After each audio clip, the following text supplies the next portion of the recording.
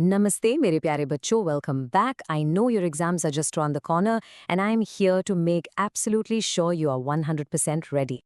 So today we're doing a super quick, super important revision of the chapter People as Resource. Ready? Let's dive right in.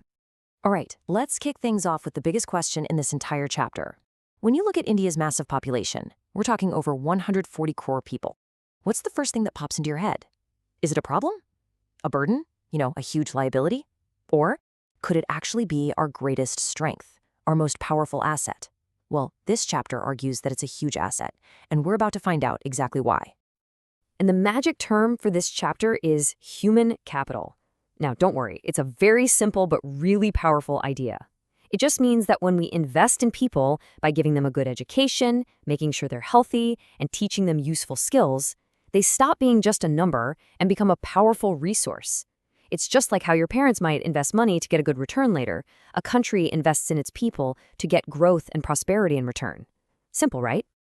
Now, to make this idea crystal clear, your textbook gives us the perfect example. Let's look at the story of two friends, Sakal and Vilas. They lived in the same village, Semapur, but their lives took very, very different paths. And their stories? They teach us everything we need to know. So first up, let's meet Sakal. He was a 12-year-old boy, and his parents, even though they didn't have a lot of money, they really understood the value of education. They made sure he went to school, and later, they even took a loan so he could get a degree in computers. And what was the result? Well, Sakal got a good job in a private firm, earned a nice salary, and became a productive member of society. He became an asset. Now let's talk about his friend, Vilas. And his story is, well, it's quite sad, actually. His father passed away when he was just a little boy. He had a health problem, arthritis, but his mother couldn't afford to take him to a doctor. He never got the chance to go to school. So what happened? He had no choice but to do what his mother did, sell fish, and earn very, very little money. So what's the big takeaway here? Just look at this slide. The difference is so clear, isn't it? On one side, we have Sakal. He got an education, he was healthy, he got a skilled job, and he became productive, an asset. But on the other side, there's Vilas. No education, poor health, trapped in unskilled work with a low income, he became a liability. The only difference between them was that investment. It's just that simple. So, if anyone asks you why Sakal succeeded and Vilas didn't, the answer is just one thing: investment. Specifically, the investment made in Sakal's human capital. His parents invested in his education and his health, and that single decision paid off, not just for Sakal, but for the whole economy.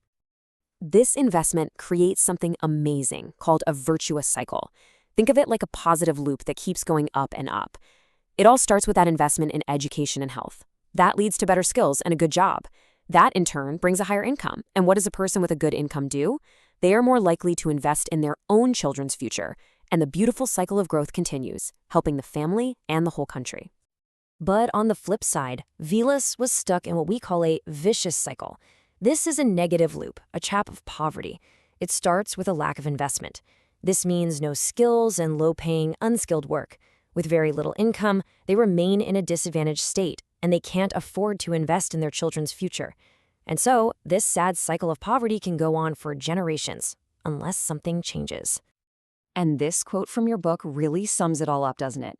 You can have all the land, all the money, all the factories in the world, but without skilled, healthy, and educated people, without human capital, all of those other things are totally useless.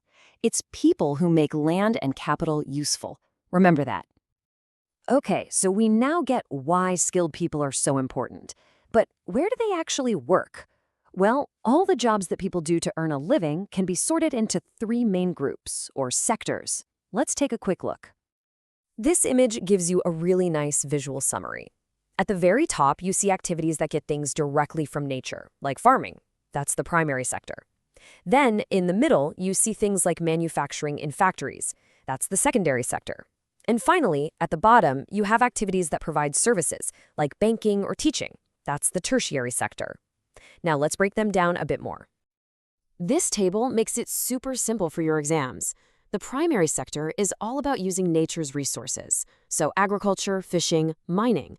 The secondary sector takes those raw materials and manufactures things, like in factories. And finally, the tertiary sector. Well, it doesn't make goods. It provides essential services like banking, transport, and hey, even teaching. Definitely make a note of these examples, Bacho. But what happens when someone is educated, they're willing to work, but they just can't find a job? That, my dear students, is called unemployment. And it is a huge, huge waste of our most precious resource, our human capital. Now, in our villages, unemployment can be a little bit tricky. There are two special types that you absolutely must know for your exam. First is seasonal unemployment. That's when farmers have work during sowing or harvesting time, but are jobless for the rest of the year. The other one, now that's a bit more interesting. Okay, Bacho, time for a quick pop quiz. Imagine there's a family farm, and it only really needs 5 people to work on it. But because there aren't any other jobs, 8 members of the same family are all working on that same small farm. What do we call this kind of unemployment? Come on, think about it for a second. Did you get it? The answer is disguised unemployment. Why? Because those extra 3 people look like they're working, but their work isn't adding any real value. If they left, the farm would still produce the exact same amount. So they are unemployed in disguise. Please mark this one as very, very important for your exam. Now, when we look at cities, the problem looks a bit different. Here, we have something called educated unemployment.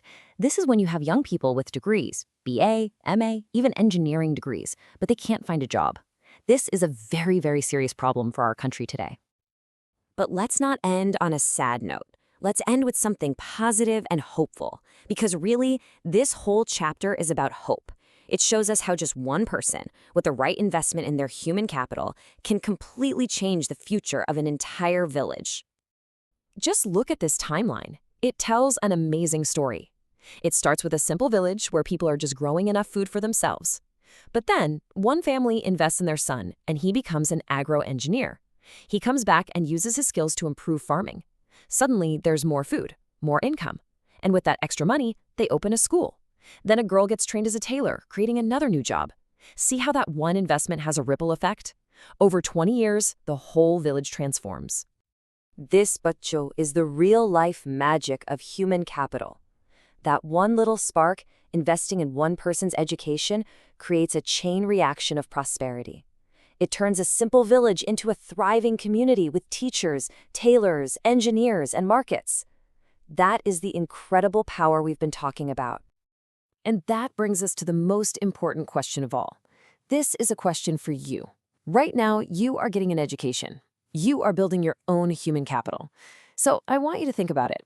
How will you use your skills, your knowledge, and your health to become a valuable asset for your family, your community, and for our great nation, India?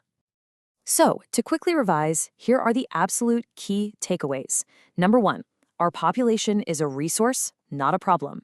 Number 2, the key to unlocking that resource is investing in health and education. Number 3, this creates a virtuous cycle of growth. And number 4, every single skill you learn helps make India stronger. And that is it for this quick revision, mere pyare bachcho. I really hope this explainer has made the chapter super duper clear for you. All the very best for your exams. I just know you are all going to do wonderfully. And hey, don't forget to like this, share it with your friends, and subscribe for more quick revisions. If you have any questions at all, just drop them in the comments below. Bye-bye.